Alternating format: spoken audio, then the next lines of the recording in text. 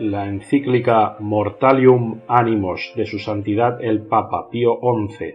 nos aclara sin ningún género de dudas qué es exactamente esta unidad de los cristianos con la que bombardean ya de cara al año que viene, al año 2017, año del 500 aniversario de la Reforma de Lutero. Recordemos que recientemente ya se administró la comunión a una delegación de la Iglesia Luterana de Finlandia. Bergoglio además prepara a la Iglesia para la admisión de sacerdotisas y obispas de género femenino, introduciendo a las mujeres en el rito del lavatorio de pies de la Semana Santa, pues ese lavatorio de pies tuvo originalmente la significación del envío de los discípulos. Es lo que prefigura y anuncia Bergoglio, la pronta irrupción de la mujer en los puestos más altos de la neoiglesia, contradiciendo los preceptos dados por nuestro Señor de forma atemporal y absoluta, corroborados por San Pablo de forma clara en lo que respecta a los puestos de hombre y de mujer en la Iglesia. A la vez que la reciente afirmación de Bergoglio «quiero misericordia y no sacrificio», en singular la palabra sacrificio, si la leen correctamente, es un ataque directo al sentido propio de la Eucaristía, ya que un objetivo claro de la teosofía luciferina, de la nueva era, que tanto aparece tanto en Evangelii Gaudium como en Laudato Si, es sustituir el sacrificio de Cristo por una nueva era marcada por la resurrección, a lo cual la anulación de este sacrificio en la cena fraterna luterana será un componente clave. Como decíamos, la encíclica Mortalium Animos de su Santidad el Papa Pío XI debe ser un referente a la hora de decir no a la falsa y adúltera unidad de las iglesias, como proponen, de la Iglesia católica, con las que, como demostramos en nuestros programas, fueron falsas iglesias creadas única y exclusivamente para suplantar a la católica, que siempre fue la verdadera Iglesia de Cristo. Aunque les invitamos a leer en su totalidad esta encíclica Mortalium Animos, vamos a citar dos pasajes. En primer lugar, sobre el falso diálogo interreligioso, que no es más que una estratagema para propagar el indiferentismo religioso, y de ahí el rebajar todas las religiones a simples creaciones humanas. Escuchemos a su santidad el Papa Pío XI. Convencidos de que son rarísimos los hombres privados de todo sentimiento religioso, parecen haber visto en ello esperanza de que no será difícil que los pueblos, aunque disientan unos de otros en materia de religión, convengan fraternalmente en la profesión de algunas doctrinas que sean como fundamento común de la vida espiritual. Con tal fin suelen estos mismos organizar congresos, reuniones y conferencias con no escaso número de oyentes e invitar a discutir allí promiscuamente a todos, a infieles de todo género, de cristianos y hasta a aquellos que apostataron miserablemente de Cristo o con obstinada pertinacia niegan la divinidad de su persona o misión. Tales tentativas no pueden de ninguna manera obtener la aprobación de los católicos, puesto que están fundadas en la falsa opinión de los que piensan que todas las religiones son con poca diferencia buenas y laudables, pues aunque de modo distinto, todas nos demuestran y significan igualmente el ingénito y nativo sentimiento con que somos llevados hacia Dios y reconocemos obedientemente su imperio. Cuantos sustentan esta opinión no solo yerran y se engañan, sino también rechazan la verdadera religión adulterando su concepto esencial y poco a poco vienen a parar al naturalismo y ateísmo, de donde claramente se sigue que cuantos se adhieren a tales opiniones y tentativas se apartan totalmente de la religión revelada por Dios. Y a su vez, sobre la falsa unidad de las iglesias cristianas, apuntaba su santidad el Papa Pío XI. Los autores de este proyecto no dejan de repetir casi infinitas veces las palabras de Cristo: sean todos una misma cosa, habrá un solo rebaño y un solo pastor. Mas de tal manera las entienden que, según ellos, solo significan un deseo y una aspiración de Jesucristo, deseo que todavía no se ha realizado.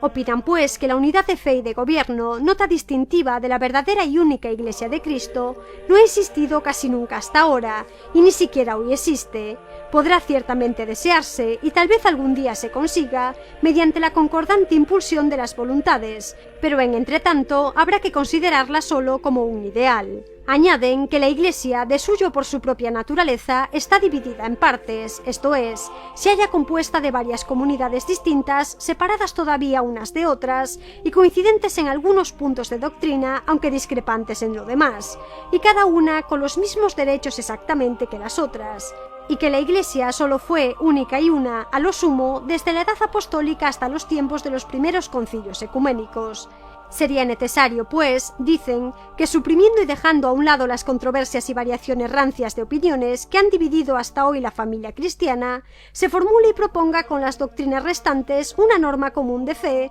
con cuya profesión puedan todos no ya reconocerse sino sentirse hermanos, y cuando las múltiples iglesias o comunidades estén unidas por un pacto universal, entonces será cuando puedan resistir sólida y fructuosamente los avances de la impiedad. Esto es así tomando las cosas en general, venerables hermanos, mas hay quienes afirman y conceden que el llamado protestantismo ha desechado demasiado desconsideradamente ciertas doctrinas fundamentales de la fe y algunos ritos del culto externo ciertamente agradables y útiles, los que la Iglesia romana, por el contrario, aún conserva. Añaden, sin embargo, en el acto que ella ha obrado mal porque corrompió la religión primitiva por cuanto agregó y propuso como cosa de fe algunas doctrinas no sólo ajenas sino más bien opuestas al Evangelio, entre las cuales se enumera especialmente el primado de jurisdicción que ella adjudica a Pedro y a sus sucesores en la sede romana. En el número de aquellos, aunque no sean muchos, figuran también los que conceden al romano pontífice cierto primado de honor o alguna jurisdicción o potestad, de la cual creen, sin embargo, que desciende no del derecho divino, sino de cierto consenso de los fieles. Otros, en cambio, aún avanzan a desear que el mismo pontífice presida sus asambleas, a las que pueden llamarse multicolores.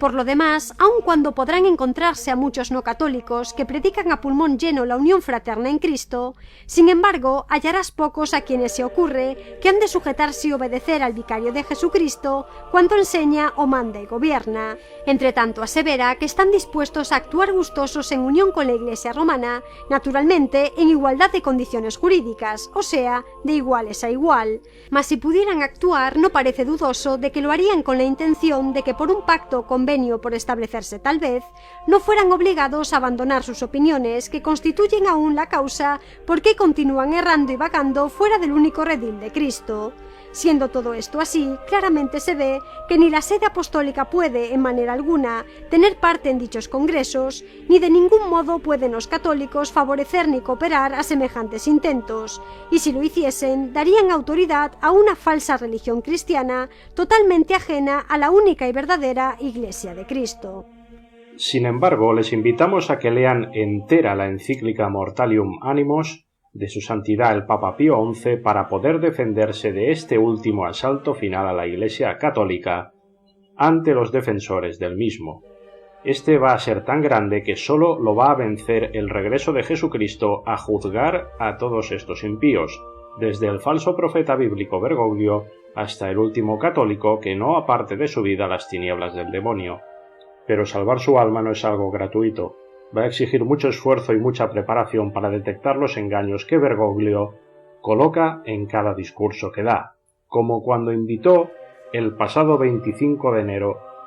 a pedir perdón por el pecado de nuestras divisiones, que son una herida abierta en el cuerpo de Cristo, y como obispo de Roma y pastor de la Iglesia católica, quiero invocar misericordia y perdón por los comportamientos no evangélicos de parte de católicos en lo relacionado con cristianos de otras iglesias. Al mismo tiempo, ha invitado a todos los hermanos y hermanas católicos a perdonar si hoy o en el pasado han sufrido ofensas de otros cristianos, y ha asegurado que no podemos cancelar lo que ha pasado, pero no queremos permitir que el peso de las culpas pasadas continúe contaminando nuestras relaciones. La misericordia de Dios, ha subrayado, renovará nuestras relaciones. Fíjense cómo además, para contradecir aún más el sentir y las enseñanzas católicas verdaderas, Bergoglio pretende ya dividir la Iglesia desde dentro con una falsa sinodalidad,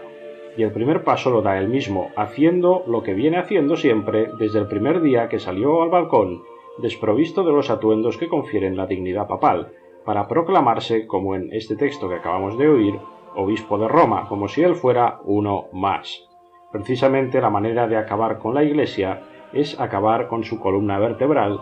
que es la línea vertical que emana del poder conferido por Cristo nuestro Señor mismo a San Pedro y de San Pedro a su sucesor, el Papa, para gobierno absoluto del cuerpo de la Iglesia.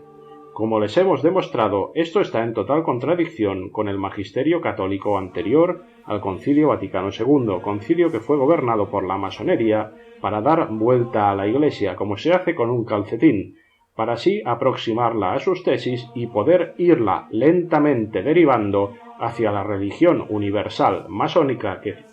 por el hecho de ser universal, de ser global, requiere una nueva estructura de poder nunca vista. Es por ello y por otras cosas que Bergoglio había denunciado el 18 de enero lo siguiente.